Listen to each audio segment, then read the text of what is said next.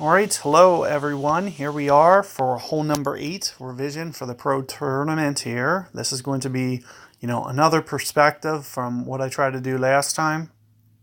I really do like going down the center for this hole. Today I'm going to do kind of one of two things. I'm going to try to give, maybe another shot that's down the center here. And then I might maybe try to go over left with a side spin ball. We'll see. But what I'm going to do here, maybe a quasar ball. I'm going to really need a little bit more side spin than I was able to get last time. So you're going to see me kind of try to do this to an extent. And in terms of my ring adjustments, let me see if I can get this in real quick. 5 point. I am going to play this very close to max.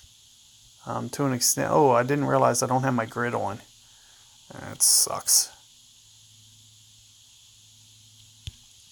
It's right around 7 rings for the adjustment. With a great ball. 7 rings plus a great ball. So you can see that I do get the ball going towards the hole.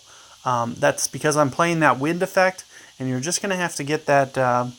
I do want to get this grid on to make my adjustment just a little bit easier, but you can see that I can manage without it. So it is just nice, a nice little tool to have, and we'll work on probably trying to get you a revision for that. I don't recommend going over toward the right at all. It's very, very tough, but sometimes you can, I can still sometimes manage with that wind, with going over to the left. It is kind of touch and go though, so something I'm not going to necessarily encourage you to do. But let's just talk real quick about what I was doing there.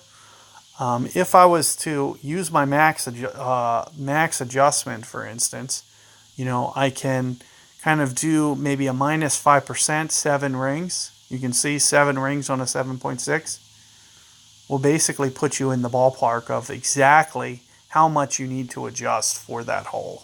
So that'll get you a definite nice estimate, and hopefully, give you that very good chance to be able to get that one. So, I highly recommend you guys being able to do that, and hopefully you can get, one of those, either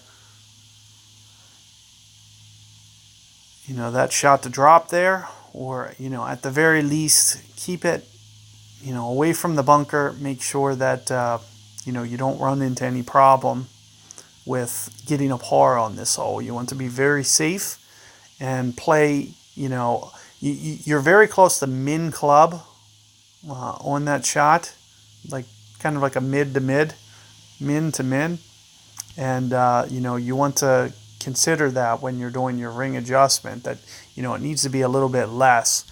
So what you see me doing with the Golf Clash Notebook app is I'll kind of tweak the percentages a little bit, the elevation, but then I'll still use the max number. It just kind of sets me up a little bit faster, as opposed to play. It's about a 20% over adjustment. If I was to want to do this kind of straight up to get a similar adjustment, I'd need to play around with the slider and move it all the way down. So you can see that, to kind of get myself in the ballpark of, what I would need to do. But it's just a lot more work to do this. So, the way that I kind of recommend that you do it is, more like getting it set up like that. So good luck with that 8th hole, and catch you guys for 9 to round this guide off.